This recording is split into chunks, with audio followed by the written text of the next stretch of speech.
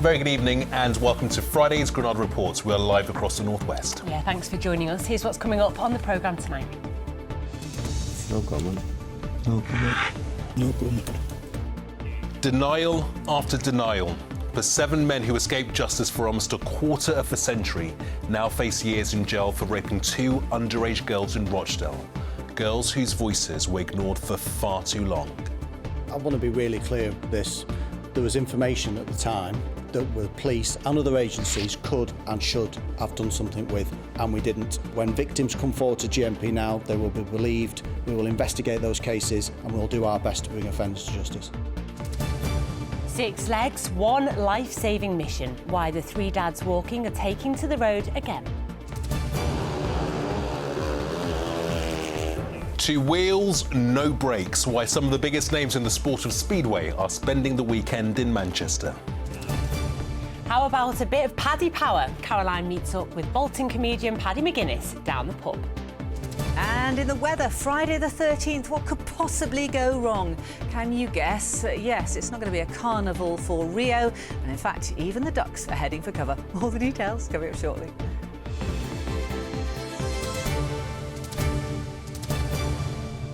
So first, and a warning about some extremely distressing detail in our top story tonight, as 7 men face lengthy jail sentences for grooming and raping underage girls in Rochdale. The 2 victims, known in court as Girl A and Girl B for legal reasons, were schoolgirls at the time of the abuse between 2001 and 2006. One of the abusers, Kazir Bashir, got one of the girls pregnant when she was just 14. He absconded and was tried in his absence in Manchester. Well, the anti-grooming campaigner Maggie Oliver has condemned the way the girls' pleas for help were ignored by Greater Manchester Police and Rochdale Social Services. But agencies have apologised. Tim Scott reports. Have you ever had sex with a white girl in your taxi? Sex with a white girl in my taxi? No, sorry. No comment. No comment. No comment.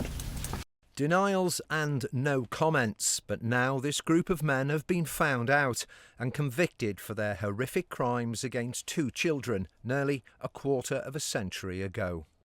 The scale of the depravity in this case is hard to take in. 2 vulnerable teenage girls described in court as sex slaves, befriended, plied with drugs and alcohol and then passed around by a group of older men here in Rochdale, passed around to be repeatedly raped and sexually abused.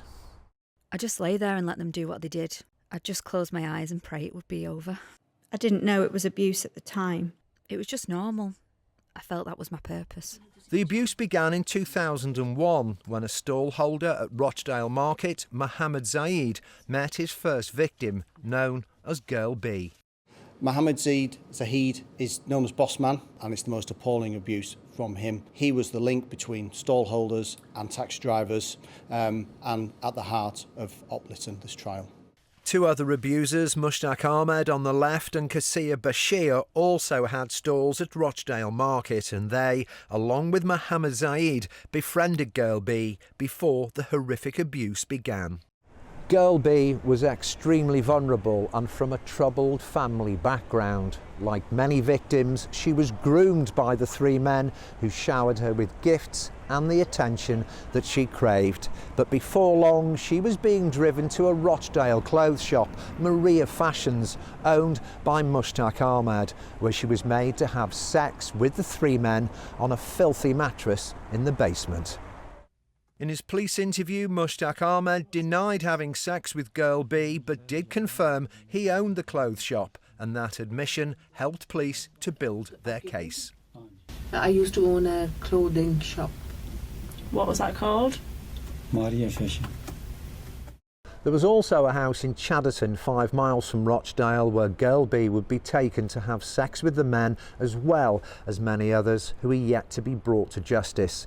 After months of abuse, she found out she was pregnant and gave birth, aged just 14 years old. The father was her abuser, Kazir Bashir. Kazir Bashir didn't attend trial.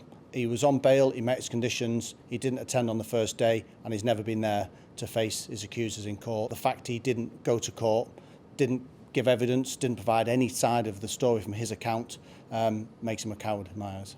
Mohammed Zaid also befriended the second victim in this case, known as Girl A. He first had sex with her while she was in her school uniform in his car, after taking her to a Manchester warehouse to buy stock for his stall. He later introduced her to abuser Rohiz Khan at his flat in Rochdale, and she began to have sex with him as well. Around the same time, she'd met 3 other men who went on to abuse her. Taxi drivers Mohammed Shahzad, Nisar Hussain and Naheem Akram. On one occasion, they plied her with drink and drugs and filmed her being sexually abused in the back of Hussain's taxi. The footage was sent to her school friends and family. The trial of the 7 men took place here at Minshull Street Crown Court in Manchester, where the jury sat through over 4 months of evidence. During the course of the trial, they heard that Rochdale Social Services and police were made aware at the time that the 2 girls were sleeping with older men. But nothing was done. Nobody stepped in to prevent it. Nobody took accountability. And these women now, 25 years later, are having to stand up for themselves to expose what happened to them when they were little children. Maggie Oliver is an ex-GMP detective who quit the force in disgust at their failure to properly investigate grooming gangs. She now works with survivors of abuse. Can you explain the mindset of a social worker who knows something like this is going on and then does nothing? When I read the notes in the social services file, and saw just how often the children were judged, were blamed, were called prostitutes, that they were making a lifestyle choice, and there was no protection of them. I could never get my head around it. I could never understand it. And I didn't need to have to be a police officer to know that that was wrong. I want to be really clear with this. There was information at the time that the police and other agencies could and should have done something with, and we didn't. We've made comprehensive apologies for that. When victims come forward to GMP now, they will be believed. We will investigate those cases and we'll do our best to bring offenders to justice. Tim Scott reporting there. Well, we heard Greater Manchester Police apologising for past failings in Tim's report. Rochdale Council told us, we know that more could and should have been done by the people who were working here at the time, and for that we're truly sorry. The council say that in 2012, disciplinary action was taken against 12 staff connected to grooming cases. All either resigned or were dismissed. Yeah, they also say that 32 offenders have so far been brought to justice and jailed for a total of 300 years as part of 2 major investigations in Rochdale. A further 20 men are due on trial in September. Those convicted today will be sentenced later this year. Some more of the day's news now, and temples across the region are planning vigils and prayers over the weekend for victims of the India air crash and their families. It's thought a number of families from the northwest lost loved ones in the disaster, in which an Air India Boeing 787 Dreamliner crashed just after taking off from Ahmedabad Airport bound for Gatwick. 241 people died on board, with only 1 survivor. This is such a sad, tragic incident, and so many families are affected. The idea of Hinduism is that prayers are the best way to heal and get the peace, tranquility. There's been a somber mood, atmosphere, and of course anxiety as to what are the next steps. I've just recently been told by Air India that they're now offering flights for families to get to India for the formal identification process. A high school teacher is being charged with the murder and sexual assault of a baby boy he was adopting in Blackpool. Police were called to the town's Victoria Hospital back in 2023 after the boy, called Preston Davey, was brought in unresponsive. Jamie Varley has been charged with murder and multiple counts of assault, cruelty and indecent images, all relating to the baby. He's been suspended as a teacher at South Shore Academy in Blackpool. His co-accused, John McGowan-Vazakali, who was also in the adoption process, is charged with causing or allowing the death of a child and sexual assault. Well, next tonight, and they are three dads who have all lost their daughters to suicide, who have turned that terrible grief into action by walking. Yeah, we featured the amazing fundraising efforts of three dads walking many times here on Granada. And tomorrow, the trio start their fourth charity trek, this time around the coast of Anglesey in North Wales. As well as raising money for suicide prevention charity Papyrus, they're also hoping to highlight the struggle that many people living in more rural communities have when it comes to mental health. Our correspondent Mel Barham spoke to Mike Palmer from Sale in Greater Manchester ahead of their latest challenge. They are three dads, all bereaved by suicide, who have used walking to campaign about suicide prevention. And now they're getting ready to do it all again. Because we need to. We're still losing too many people to suicide. You know, we need to still build so much more awareness around suicide. It's not going away at the moment. You know, we aren't progressing. We aren't bringing the figures down. It all began 4 years ago when the trio, who'd met following the similar deaths of their daughters, decided to turn their grief into something positive, walking across the country, raising money for the suicide prevention charity Papyrus and calling for suicide prevention to be put on the school curriculum.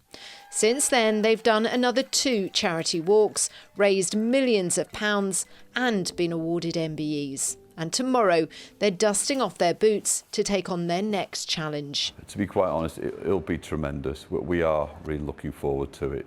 You know, our story's been very bizarre from not knowing each other, well, just over 5 years ago. You know, we're probably best friends now. But it's like getting the band back together again. You know, we walk, we talk. You know, obviously we do want to raise some money, but we feel as though it's so much more. Our kids are the most precious things in our life, and we just believe we need to invest in them because they are the future. This time they'll be walking the coastal path around Anglesey in North Wales, walking 140 miles over 8 days, taking in some of the most rural and isolated communities where charities like Papyrus are often the only support available. It is a helpline that is open 24/7. It is an absolutely vital line that helps save lives, no doubt, every single day. Unfortunately, the charity sector at the moment is struggling, so Papyrus have had to put out an emergency appeal. It will break our hearts as three dads walking to see Hopeline 247 go back to a day service, because we know what happens in those dark hours. You know, those dark hours of the morning when you're at your lowest ebb. Mike's daughter Beth was 17 when she took her own life during lockdown. He believes if she'd been taught about suicide prevention at school, she may still be here today. And that's why they're calling on the government to make it a compulsory part of the curriculum. But despite a series of meetings with successive prime ministers, they're still waiting for that to happen. Things have been moving frustratingly slowly. We're still very hopeful it will happen. It needs to happen. For Mike, Andy and Tim, this walk will be another opportunity to share the memories of their daughters and spread a message of hope. I imagine there's not a single minute of any day that goes past when you're not thinking about Beth. No, there isn't. You know, the grief really doesn't go away. I think you get your shoulders get a little stronger to carry it, but it never goes away. But the fact is, we believe that so many families do not have to go through this grief. You know, we really don't. We spread awareness, some training, you know, equip our children, and we'll save so many lives. You know, but when we walk, Mel, you know, we don't walk as a morbid parade, if you like. We do laugh, we do joke, we invite people to chat with us, because we believe that's the way. That will help smash the stigma. It'll let people open up and talk, and, you know, it will save lives. In Rugby League, Warrington say they've come through their mourning period after last week's Challenge Cup final defeat. They lost to Hull KR in a dramatic finish at Wembley, but must now shake that off for a tough trip to Leeds in Super League tomorrow. Head coach Sam Burgess says it would have been a tough turnaround either way. We would have dealt with it the same way should we have won the game. you know, getting people back up after the emotional of winning. You know, it's just the same thing. Just we don't have the trophy in the cabinet this time around. So, but no, it's been a great challenge. It's been a good challenge for me. I think the team are just looking forward to playing. You know, I think the best thing we can do is get out and get another performance on the field and start building our season now. Well, now to a huge weekend in Speedway, as one of the biggest events in the sport is heading to Manchester. For the first time ever, the National Speedway Stadium in Bellevue is hosting 2 nights of Grand Prix World Championship action. David Chisnall has been along to soak up the atmosphere at qualifying ahead of tonight's main event. It almost tapes up on the biggest night of racing ever seen at the National Speedway Stadium. The world's top 16 riders are in Manchester to battle it out over 2 nights of action in the latest round of the Grand Prix World Championship. Among them, there's plenty of local interest, with Bellevue Aces favourite Dan Bewley looking to use home advantage to defend his British GP title. Yeah, obviously racing for Bellevue for so many years, but to race a GP is pretty special. For sure the biggest meeting I've done here. You know, we've won the Speedway of Nations here. That was a big crowd, but for sure this is going to be the biggest I've seen. What are you expecting from the home crowd as well? Boy, you're going to get some support out there. Yeah, 100%. It's going to be cool. Really looking forward to seeing it tonight with it packed out, and it's going to be cool. Hopefully give them a good show. Well, Dan will be joined by his Aces teammate Australian Brady Kurtz, while Stockport's Charles Wright is one of the wildcards. Well, this is a huge deal for fans of Speedway here in the Northwest and right across the country, as a giant extra temporary stand has been put up to host a sellout crowd of 6,000 fans heading here to watch the action over the 2 nights. Just tell us who you're supporting and why. Dan Bewley. I'm an Aces fan, been coming to watch the Aces since I was a young lad. So what does it mean to have this big event here now today? Yeah, massive for Bellevue and for the country. What's the atmosphere like? And the sun shining as well. I know, it's a win-win. Yeah, no, it's perfect. Yeah, and it's great for the family as well. So it's a great day out. Been looking forward to it. We booked the tickets ages ago. We've travelled up today. We're here for today and tomorrow's meeting. Yes. Where have you come from? We've come from Southampton. For the boss of Bellevue, hosting such a prestigious event will be his proudest moment.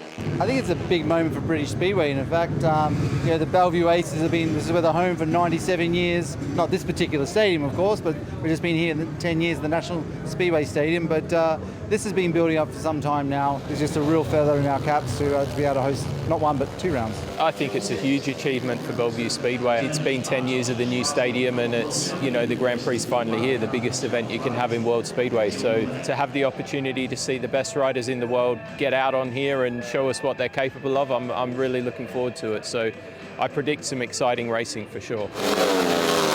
This has been years in the making, hours in the planning to get everything right for the big night. And even the weather looks like behaving as Manchester takes centre stage in the world of Speedway. David Chisnall, ITV News, Bellevue.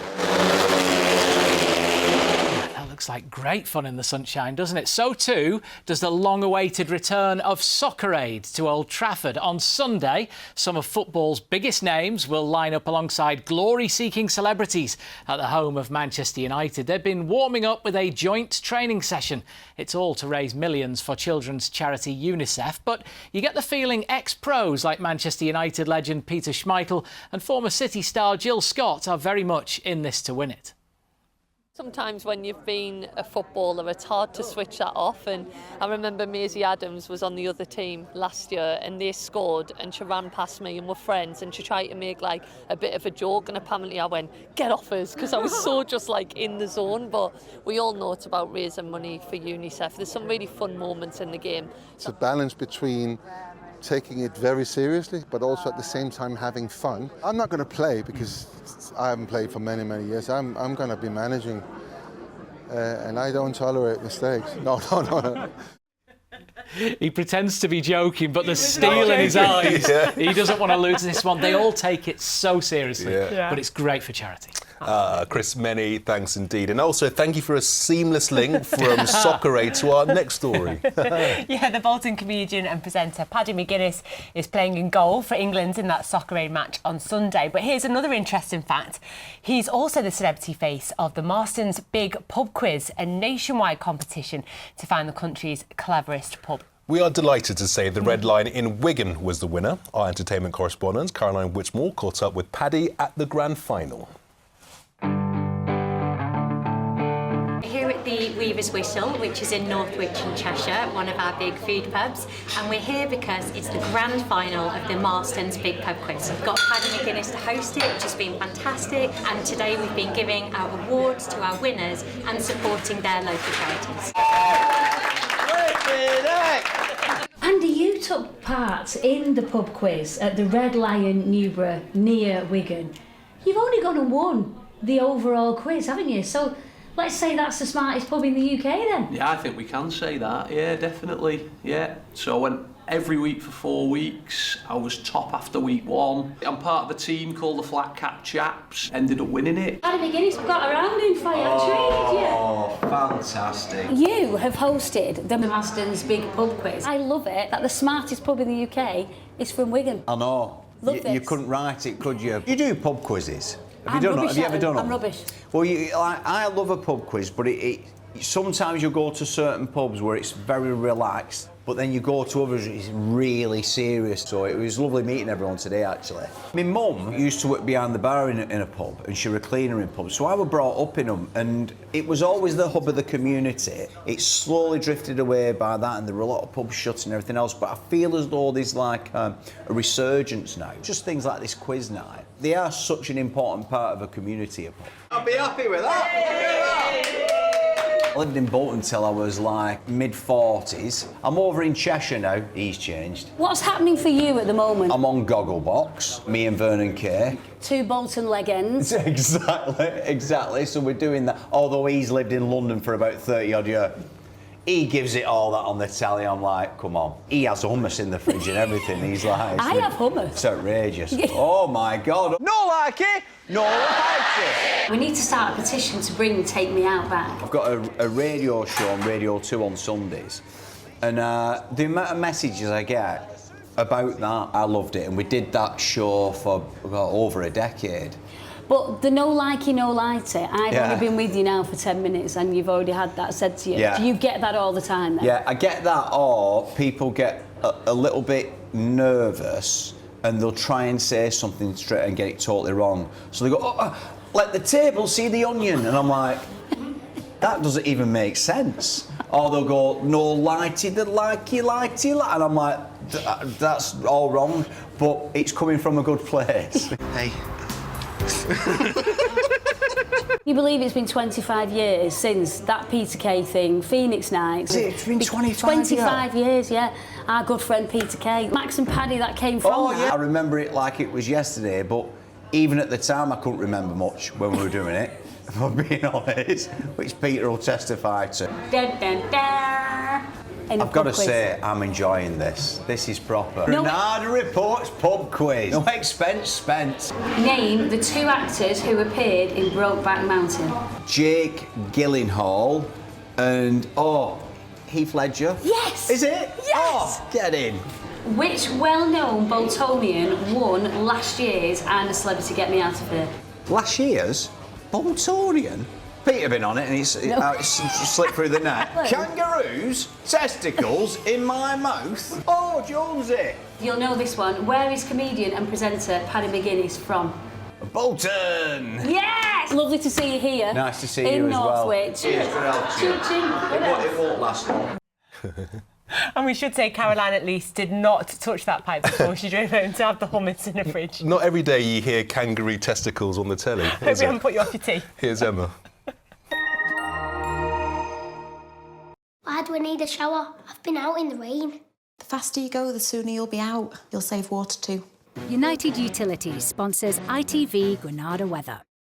Hello, good evening to you. Friday the 13th, and boy, don't we know it in the weather office. Yes, it's been a very busy day. Lots of warnings in force over the next 24 hours. Heavy rain and thunderstorms overnight tonight and running right the way through to Saturday. Could be some surface water spray and disruption on the road, some localised flooding. So let's dive into the detail. So this is the warning area that we're talking about. Quite a large swathe there, kicks in from midnight running through to 6 p.m. on Saturday. And in here you can expect some intense downpours, could wake you you up overnight tonight. Maybe some hail, large hail, thunder, lightning, and also some strong gusts of wind around any precipitation, gusts of around 40 miles an hour in places. And also in terms of rainfall, 15 to 30 millimetres of rain falling widely, maybe 50 millimetres in some spots. However, rainfall amounts will vary. So here are the pictures, not looking too pretty, as you can see, but once we get that out of the way, I think Sunday's going to be the better day of the weekend. By Saturday morning, it should be a little bit drier for most of us, possibly still a bit overcast in the Isle of Man, but it's going to be a close and humid feeling night as well. Into tomorrow then, sun's up on Saturday 20 to 5 in the morning, so that's about 20 to 10 in the evening. Can you believe it, eh? So then, initially, maybe bright for some of us, but not long-lived at all. You can see that again, these heavy, thundery downpours and intense rainfall starts to break out once more, maybe a little bit drier towards the end of the day. Temperatures down slightly on today's values. However, it's still going to feel quite close. We have to turn to Sunday for a slightly fresher air mass, more of a north-northwesterly. It's also going to be a bit drier on Sunday too as pressure starts to build from the south. And although over the next couple of days, Monday and Tuesday, one or two fronts try to come through, it's not going to be an awful lot on those. So that's your weather. Let's take a look at the pollen. United Utilities sponsors ITV Granada weather.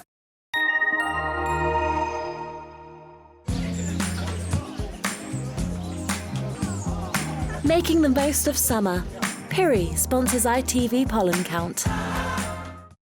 On then to the grass pollen report. Counts high today, but moderating slightly over the weekend in the cloud and the rain, and then rebounding up to high as we head into the start of the new week. That's it. Bye-bye. Emma, thank you. And that is it for another week of Granada Reports. Yeah, just time to wish one of our region's D-Day veterans, Ken Bembo, a very happy 100th birthday this weekend. Happy birthday, Ken. Yeah, many happy returns to you, Ken. Have a great weekend. Bye-bye.